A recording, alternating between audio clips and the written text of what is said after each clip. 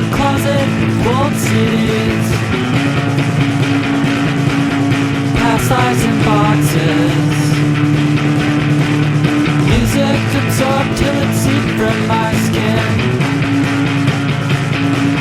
Can't stand to hear it. Means more to me than photographs.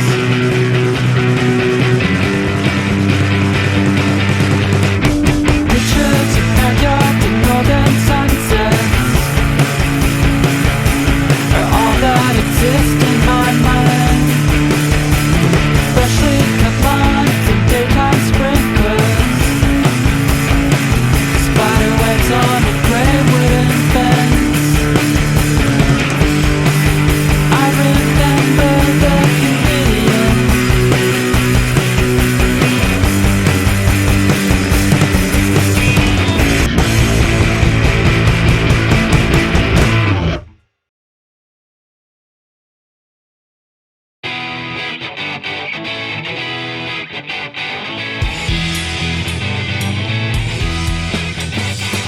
Hello, and back in Bywell today, and we are going to do section 2 of the Grand Tour of Northumberland, which should take us to Hexham.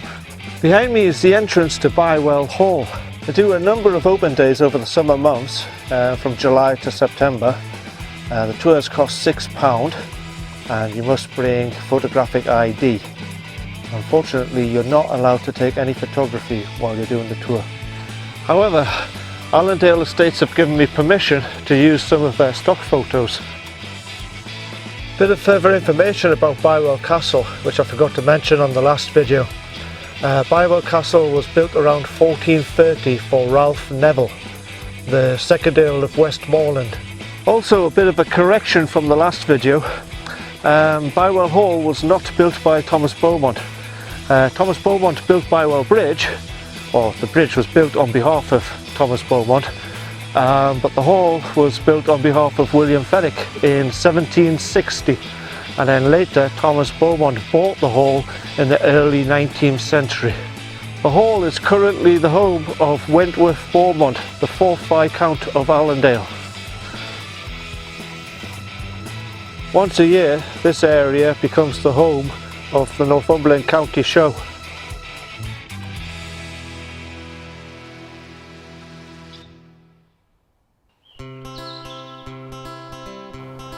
Plenty of sloe berries here.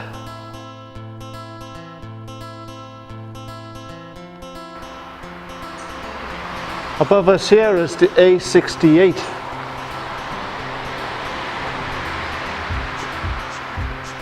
Sadly, this section of the walk is a 4-mile road walk. Anybody who watches Geordie Fell Walker's videos when he's cycling to Corbridge, this is the road that he uses. The natural route for this walk would have been to have gone through Ryder Mill and followed the river along to Corbridge. Unfortunately, that footpath is closed indefinitely because of a landslide. I chose this route because it's predominantly used by cyclists and hence it's avoided by most motorists these days. It's a pleasant enough walk, but it's, as I said, it's 4.5 miles of tarmac, which unfortunately it's either tarmac on this side or tarmac on the other side. Thanks very much. You alright? Yes, I'm good. All right.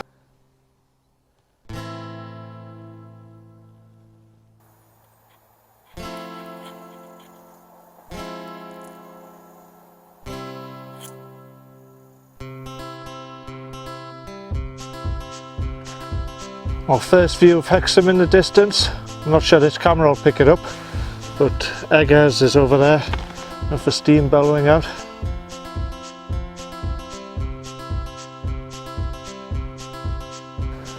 This here is the first of those shortcuts I was telling you about. Now, if we go this way to Farnborough, there's a point of interest, then we could have crossed to Aden Castle, another point of interest, and then we get a third point of interest, or you could just continue along the Newcastle road to Corbridge and pick up the trail, and that way you would miss out these 3 points of interest that we're going to do now. This here's the A69, Newcastle to Carlisle, and the weather's changed on me. It's starting to drizzle. It's sunny over there where I've come from, but the clouds have come in and it's starting to rain.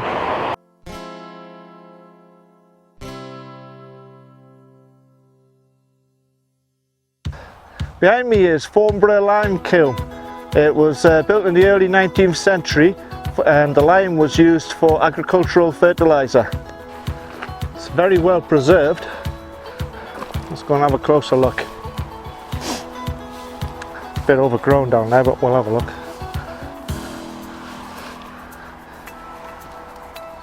A vaulted ceiling there. Very nice.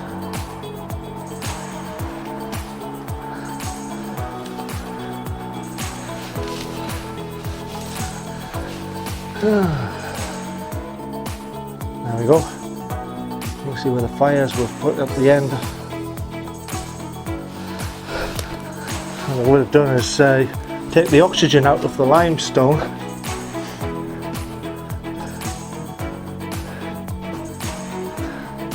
Make quick lime.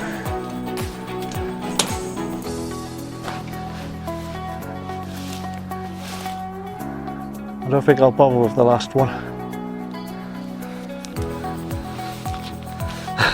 I'm stuck to hell. Yeah, I dropped it.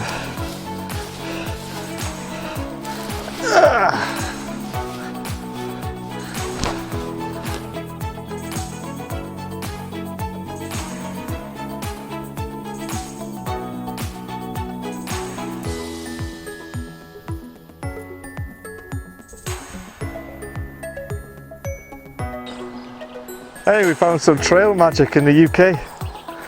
Some apples and pears. They're raising money for the RSPCA. So Neil's going to get himself an apple or a pear. An apple. Nice rosy apple. There you go. Well done, people. Some lovely houses in Aden.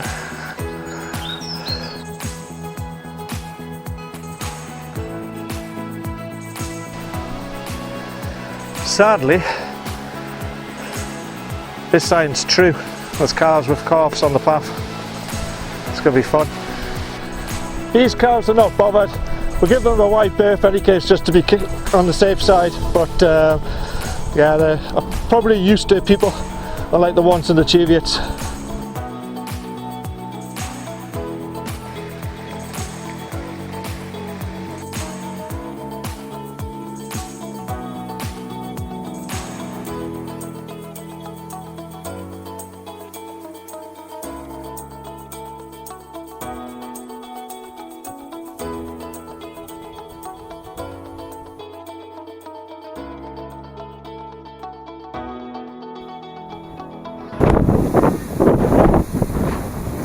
Beginning to get very windy.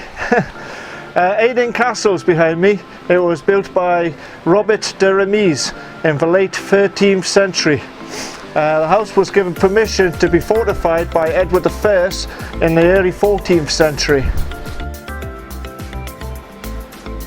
It's really well preserved. I'm quite surprised.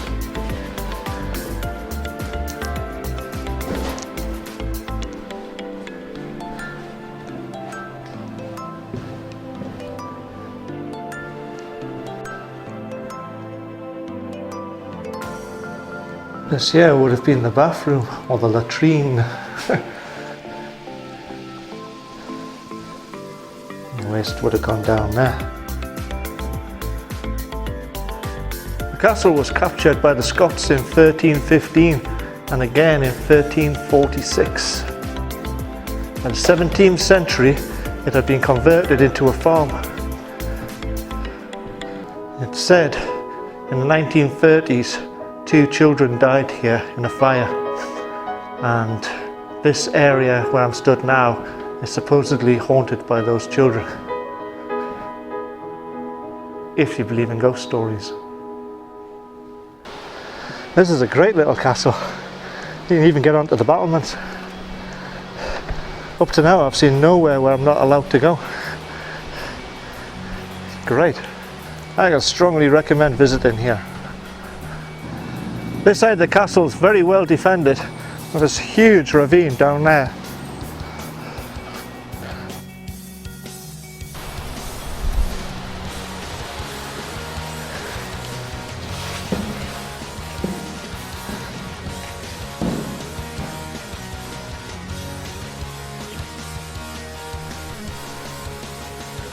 I love places like this.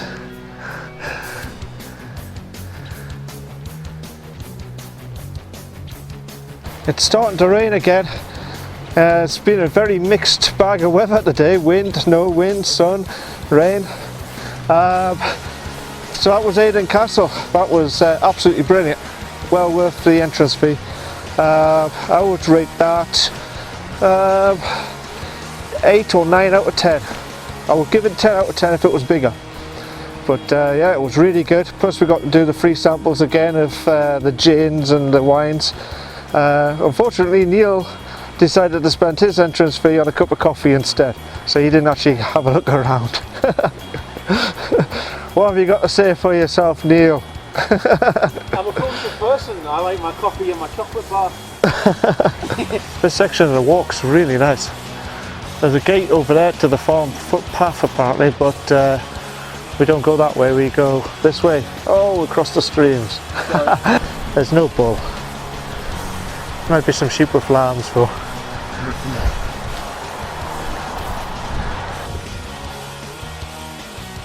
So now we are underneath the A69, heading back under towards Corbridge.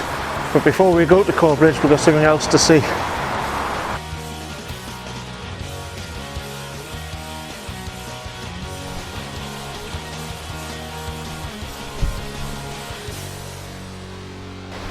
Not all access is permitted. There's only a small part which is public access, but this here is Walker's Pottery.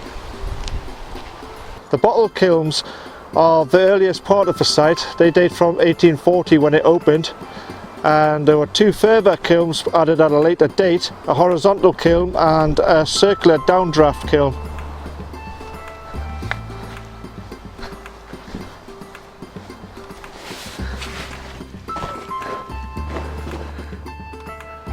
Wow, this is cool. Oh yeah.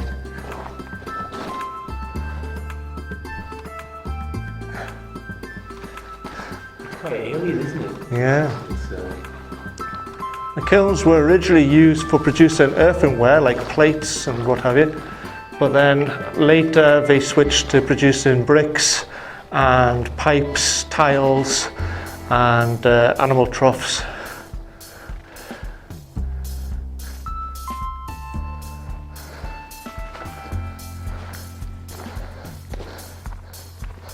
There's an example of the kind of pipes that they would have produced.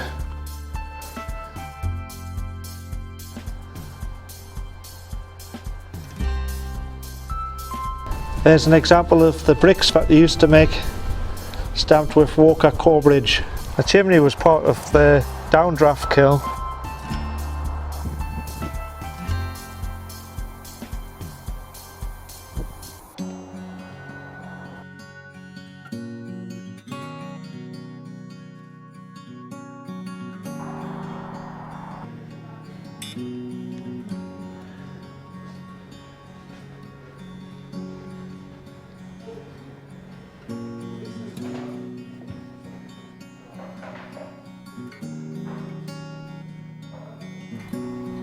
This is how it would have looked, and this is how it looks today. Behind me is Corbridge Roman fort and town. The fort was established around about 85 AD and protected the site where Deer Street crossed the River Tyne and where it met Staingate Road. This here is Staingate. Walking on a road that's over 1,000 years old. Around the 2nd century, a town had sprung up around the fort, and most of the fort was redesigned in order to create a fortified market town. It remained in use until the late 5th century, and then it was slowly abandoned. Much of the stone was reused to build the modern day Corbridge, short distance away.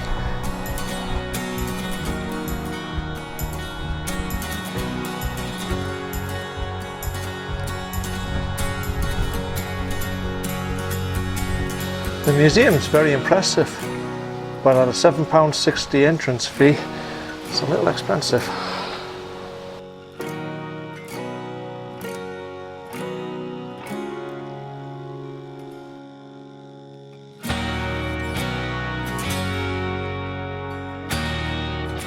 The churchyard wall is what's called the King's Oven.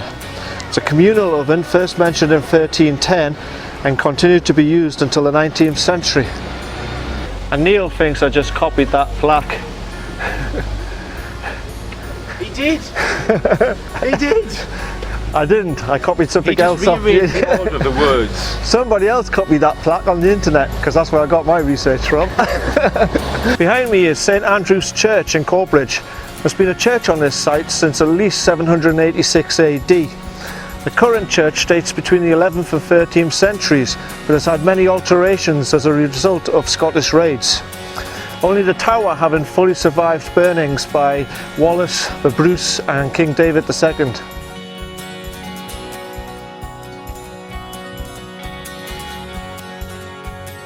The Vicar's Peel Tower is first mentioned in 1415 and was used by the Vicar of Corbridge as defence against Scottish raids.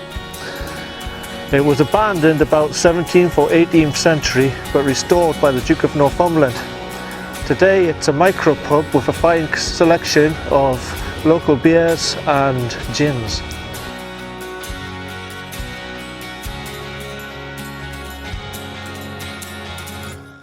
Another peel tower in Corbridge, it can be found at Low Hall, otherwise known as Baxter's Tower.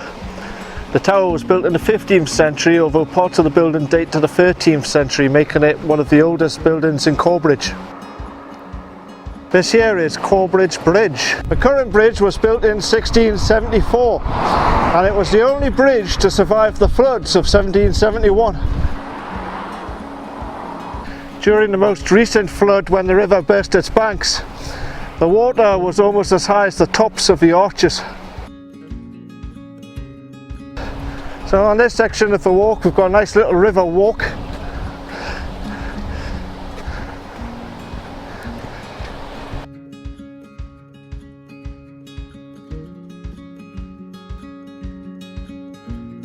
Behind me is the remains of the original Roman bridge that took Deer Street to the fort that's at Corbridge.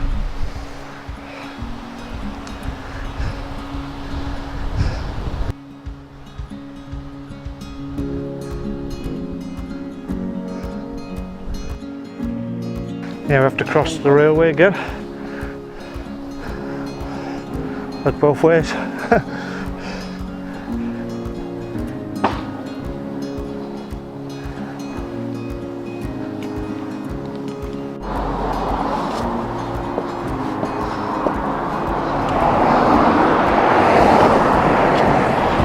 Sadly today is a Sunday,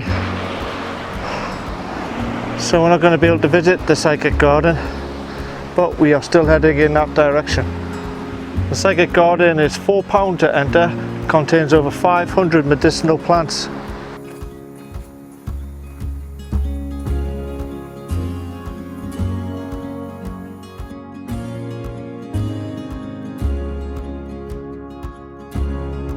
This here is Dillston Mill.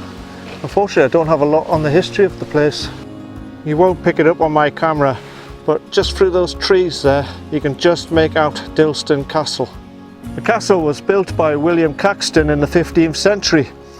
It came into the Radcliffe family through marriage in the 17th century. The castle is currently in the grounds of Carnby Dillston College and public access is unfortunately denied. So this is the Psychic Garden. It's closed today so we can't go inside, but we can have a quick look over the fence. I'll show you. Definitely looks a place to visit in the future. The Radcliffes were the Earls of Derwent and Baron of Tynedale. James Radcliffe, the 3rd Earl, was heavily involved in the 1715 Jacobite uprising. After they were defeated in 1716, he fled to France. He was later charged with treason and he lost all his estates. He returned for the 1745 uprising and subsequently was executed for treason in 1746.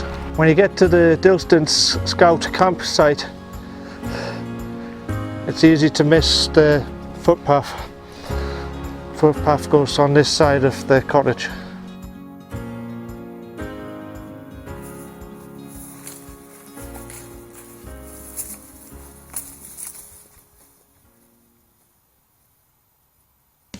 Here there's a footpath diversion over here, but it's in the wrong place because we are here now and we're going along this track, which is this track here, and the diversion's on this track here, which is that one down there. So it's strange that they put it on this footpath. And it looks like this part of the path is on the Daft as a Brush Cancer Patient Care Walk, part of the River Tyne Trail. A lovely view of the Tyne Valley in Hexham and Corbridge. Love sunken paths like this. Makes you wonder how long ago this path was first created. How many people must have walked along here in order to make this depression in the ground. There's a lot of fungi in this wood. It's very beautiful.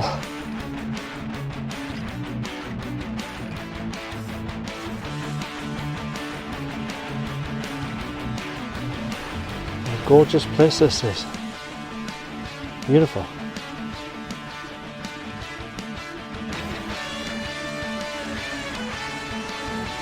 This here is Duke's house.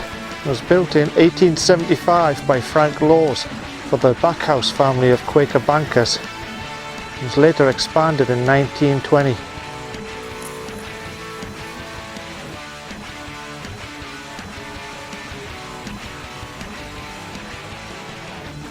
Duke's house allegedly gets its name from the Duke of Somerset, who was executed after the Battle of Hexham.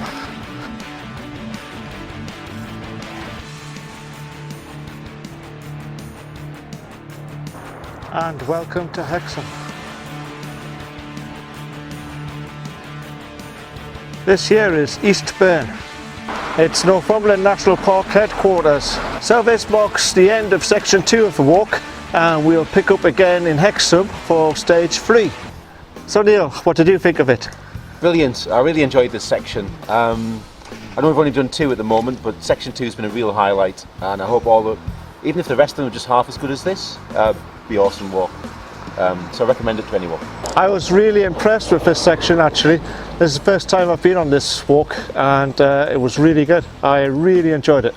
Don't forget to give me a thumbs up, comment below, and subscribe for the next adventure, and share with your friends on social media. And we'll catch you on the next one. Digging through a closet with walled cities, past lives in boxes.